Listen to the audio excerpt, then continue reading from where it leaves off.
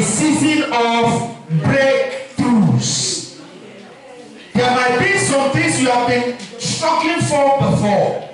You will no longer struggle for those things. It will become very easy for you.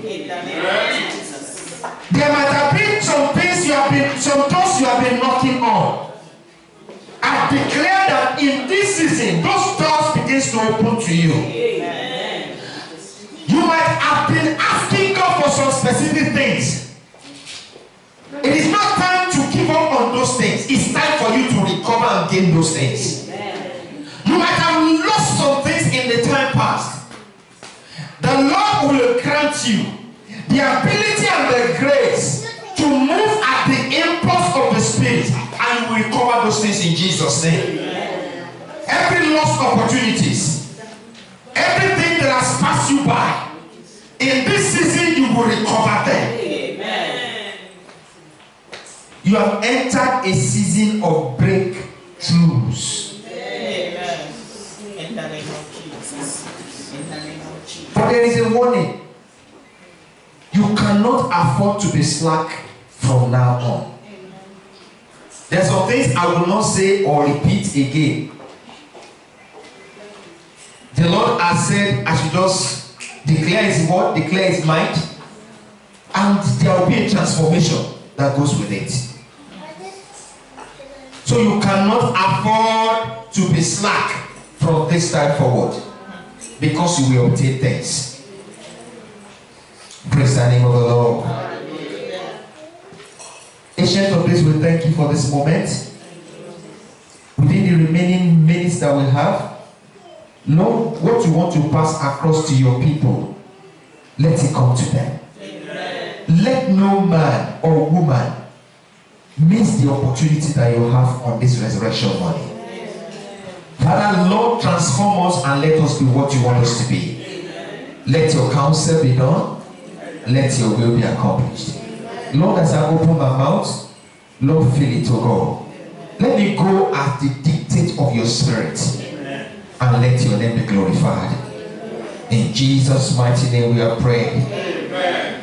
We want to look at this morning, passion for the Master. Passion for the Master.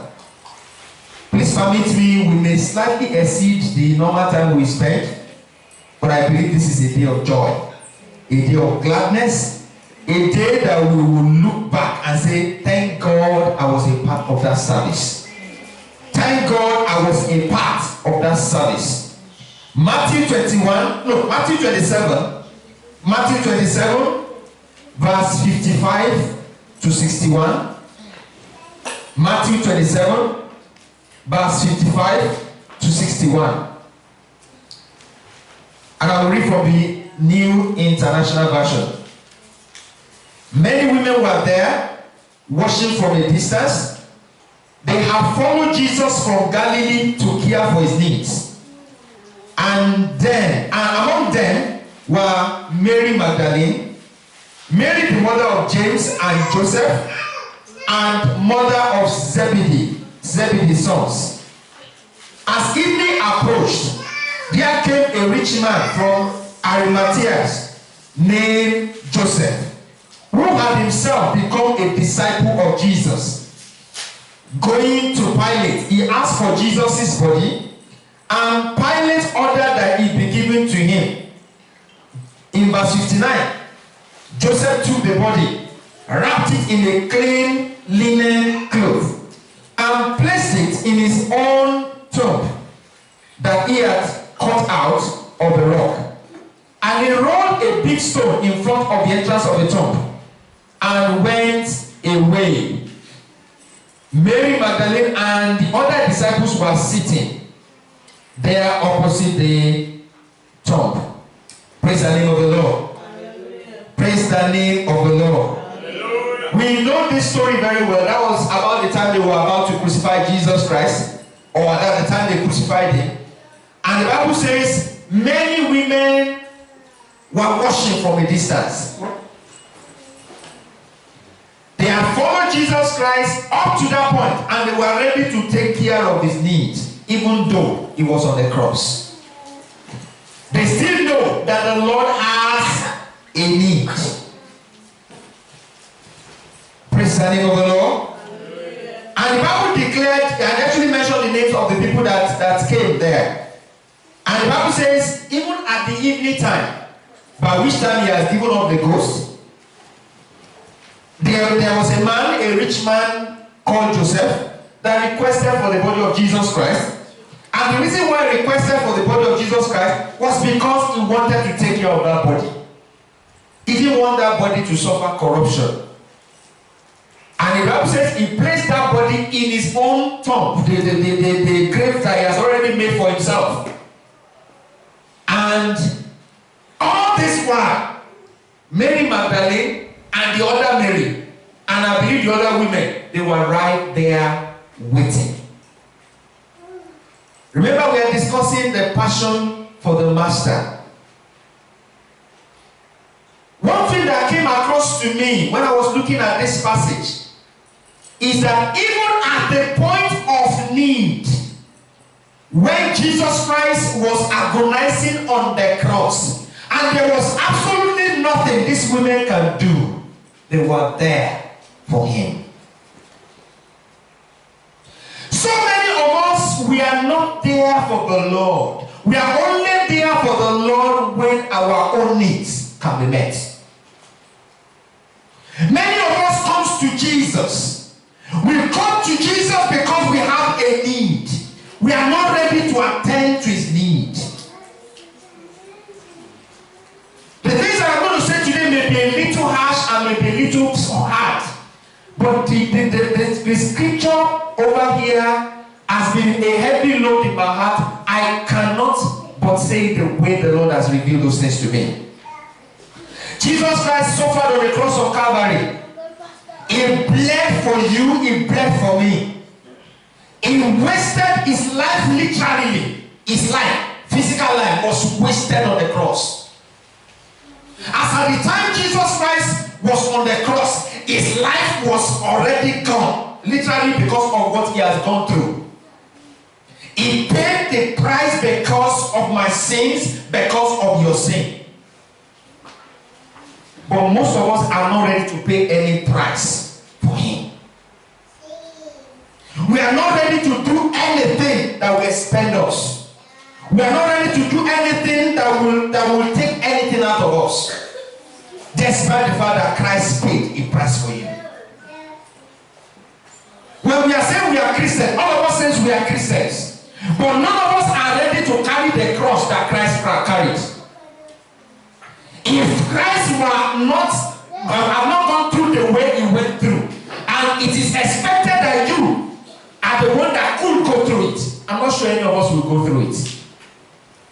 As at the time he was agonizing in the garden, he said, not my will, but your will be done. He was almost telling the Father, I don't want to take this cup.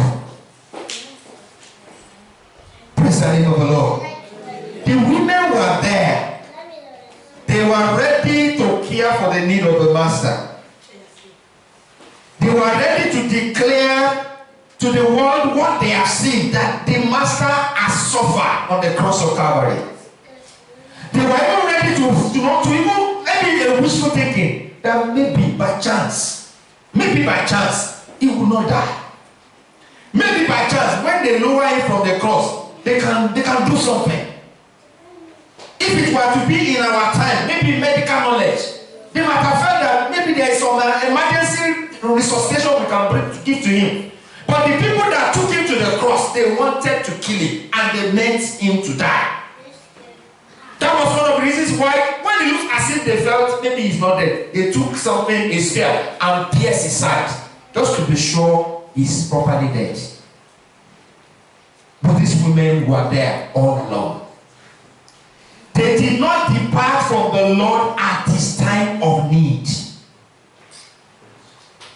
Peter has gone away. Do you remember that Peter denied the Lord Jesus Christ 3 times? And he literally was in the picture. I trust God that we will not be in the picture of Peter. I trust God that none of us will be like Peter. I trust God that we will not deny the Lord and depart from the Lord. At the time of need, the these women were there. And I looked at Joseph. Joseph was, the Bible says he just became one of the disciples. He was not named among the 12. Was he named among the 12? Was Joseph Arimathea?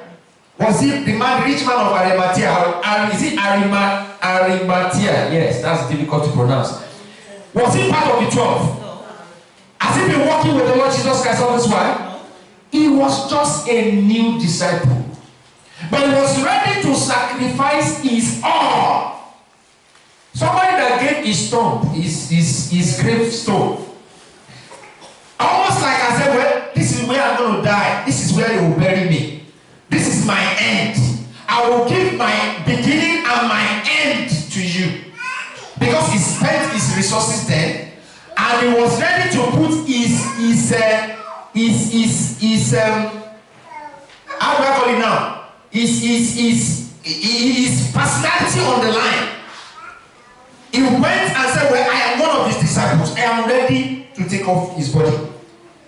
The same thing that Peter could not do. Peter could not associate with the Lord. But this man said, I am one of his disciples. Let me take over his body. Praise the name of the Lord. Will you be there when the Lord needs you to be identified with him? When you need to identify with the Lord, will you be there? So many of us, we just do our own thing. We care about our own things. We don't care for the things of the Lord. And that is sad. Praise the name of the Lord. The other thing that came across to me is the fact that this man was ready to take care of the body of Jesus. Hello? He was ready to take care of the body of Jesus. Whether Christ was alive or Christ is dead, I do not care. What I know is that I will take care of his body. Praise the name of the Lord. Hallelujah. In our time, we don't see Jesus Christ physically. Hello? But we know that he exists. We know that he is sitting on the right hand of God the Father, making petitions for us. Are we ready to take care of his body? And when I say his body, the body that he lived and died for. Are we ready to take care of the things that concern his body? Who are the body of Christ? The church. Are we ready to take care of the church?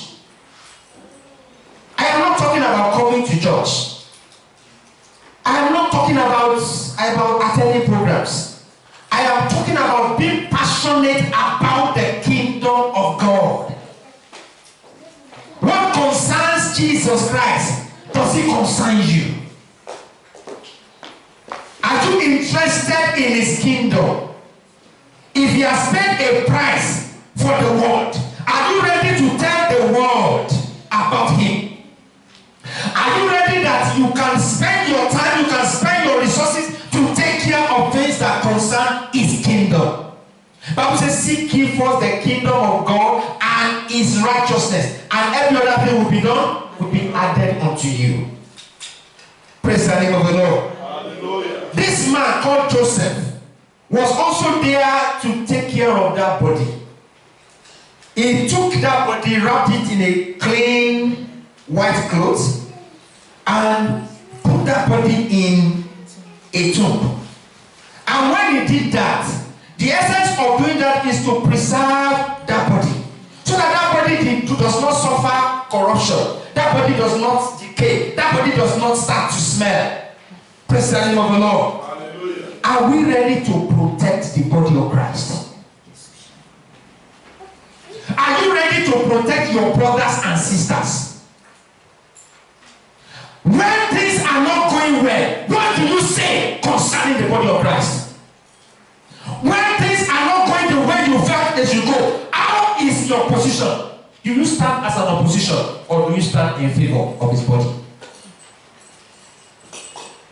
When you hear I will call it a rumor or a gossip or whatever, do you begin to say, I had so? And and you begin to say things that will make the body of Christ despicable and make it to begin to smell. Because if it is smelling, it will no longer be attractive for the world out there. What do you say about the body of Christ? What do you say about the body of Christ? Things may not be going, people may not belong to the same view that you have, but you are there to protect the name of Christ. Do you join others to malign the body of Christ? Do you join others to say negative things about the body of Christ? Do you join them to spread rumors and spread tales about what people have done or what somebody has done? And say, see them all. These people say they are Christians. Because the more you spread those things, the more that the body of Christ becomes despicable to others. They will not be interested in the gospel. Let's protect this body. Let's be ready to protect the body of Christ. Let's handle the issue that concerns the church as we are protecting a name. Praise the name of the Lord. Hallelujah. And I know as you protect her and as you protect the kingdom of God, the Lord will protect your life. Amen. The Lord will watch about your business and take care of your concern. Amen. It will cover your nakedness and will not allow people to bring you to shame. Amen. Praise the name of the Lord. Hallelujah. In John chapter 20, I'll need to round up, but I just need to say some of these things because the Lord wants me to say that. I want people that comes to this church to go with a favor and a kind of a passion in their heart that I would rather protect the name of Christ than join others to say negative things. John chapter 20 verse 1 to 4. Early on the first day, John chapter 20 verse 1 to 4. Early on the first day of the week, while it is still dark, Mary Magdalene went to the tomb and saw that the stone had been removed from the entrance.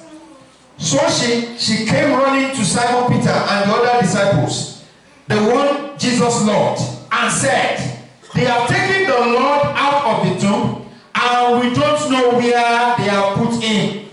So Peter and the other disciples started for the tomb. Praise the name of the Lord. Both were running, but the other disciples outran Peter and reached the tomb first. I guess Peter has become a bit reluctant because of what he has done. The Bible says the other disciples, the one that Jesus loved, or the one that has been very close to the outran him. But one thing I want to bring to our attention is that early in the morning, on the first day of the week, when it is still dark, how many of us can sacrifice and go out of your way to seek the Lord, to seek his kingdom, when it looks as if your life could be in danger? Hello? When it is still dark, how many women do you see going out when it is still dark? Because there's a passion for the Lord, for the master. This woman called Mary Magdalene, went out when it is still dark, when it looks as if her life could be in danger. She went seeking the Lord. Can you go out of your way? Can you go an extra mile? Can you do what is not common? Can you do what others cannot do? Peter couldn't do it. In fact, by the time the woman got to the tomb and said, they are taking my Lord. Because he's still, whether he's dead or alive, he's still my Lord. I don't know where they are putting. This woman went back and told others, "Are you ready to be the bearer of a good news?" I know as at this point, she was not even sure whether it's a good news. But she was worried that the body has been taken away. But I thank God because as at the time she was talking, the Lord has resurrected. So that is almost like we can say it's a good news coming. But she was ready. Whether she knows where she's going or not, she was ready to sacrifice for the kingdom, for the master. Are you ready to sacrifice? Are you ready to go an extra mile? Are you ready to consider the value of the Lord than what is important to you. If you say come to program, that's asking too much. If you say wake up early, that's asking too much. Are you ready to go an extra mile? The Lord will help you in Jesus' name. Amen. The Lord will help me in Jesus' name. In verse 11, Bible says Mary stood outside the tomb crying, and as she wept, she bent over to look into the tomb and saw two angels in white seated where Jesus' body had been, one at the head and the other one at the foot. You will see the supernatural. If you go an extra mile, you will see the supernatural. If you go an extra mile, you will see what others cannot see. The reason why we don't see things is because we are not ready to sacrifice. We are not ready to go an extra mile. I know the angels have been there all along, but it's only given to whom the Lord will open his or eyes to see, that will see the miraculous, that will see the supernatural. The first time she came, she saw the Lord was not there. But the next time she came, her eyes were open and she saw angels. You will see angels. Angels on assignment, you will see them. You will see them at work in your life. You will see them at work in things that concerns you. They will be on errand. The Bible says, are they not all ministering angels, ministering spirits? They have been sent to minister to you. But if the Lord will not open your eyes, you will not know that God has deployed angels to attend to your cry. Praise the name of the Lord. This woman was crying. I don't know where they are taking my Lord away. I don't know where they are putting. And as at the time she was crying, the Lord was also standing by. In verse 14, the Bible says Jesus was standing there, but she did not realize that Jesus was there. The Lord will open your eyes. The Lord will cause you to know that He's there for you. This morning we were talking about being alone. There are so many times you feel alone. Actually, the Lord is there all the while, but you don't know. You think you are alone. God says He will never leave you alone nor forsake you. Even if people around you are not there, the Lord is there. The Lord is the one that appeared to her and wiped her tears away. On this resurrection morning, every man, every woman that has been crying over some things, I declare in the name of Jesus that the Lord will appear for you and the Lord will wipe your tears away in Jesus' name. Your tears of sorrow, your tears of regret, your tears of pain, you will no longer experience again in Jesus' name. And in verse 16, Mary said to her, Jesus said to her, and she turned to him and cried out in Aramaic, Rabboni, which means teacher. When the Lord calls you by name, you will answer. Amen. When the Lord calls you by name, you will answer. The Lord will open your ears to instructions. The Lord will grant you words, and the Lord will speak concerning your life. And as He speaks concerning your life, you will know the voice of the Master. In the mighty name of Jesus. Amen. Brethren, nothing is too great to sacrifice for the Master. Nothing is too what? Nothing is too great. Your time can be sacrificed for the Master. Last week he was telling us that if you honor me, I will honor you. If you honor the Lord, give your time, give your attention, give your money. As you honor the Lord, nothing that you do will go unrecognized. Bible says the Lord is not unmindful of the labor of your love. Praise the name of the Lord. As you sacrifice, as you go out of your way, the Lord will cause you to see the supernatural. This woman went out of her way early in the morning and she experienced the supernatural. She went out of the way, and the Lord spoke to her and she heard the voice of the Lord. Praise the name of the Lord. Hallelujah. And lastly, whatever is causing you to cry, whatever is causing you to sorrow, on this resurrection morning, I declare over your life will wipe away your tears. In the mighty name of Jesus. You will have no reason to sorrow. From this season of breakthrough that you have entered into, you will have reasons to celebrate in the mighty name of Jesus.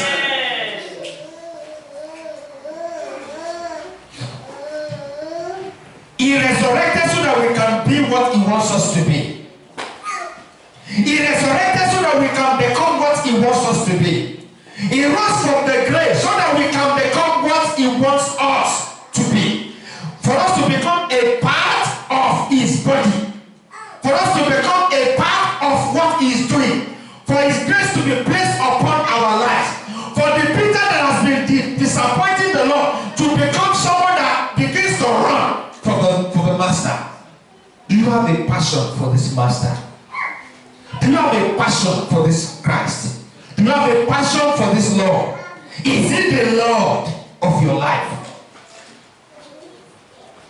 He has died on the cross of Calvary. He has resurrected. Are you a part of his body? Are you ready to take care of his body? Are you ready to take care of his concern? Are you ready to go all the way for him? Do you have a passion for him? I will leave the remaining for another day. Let's be on our feet.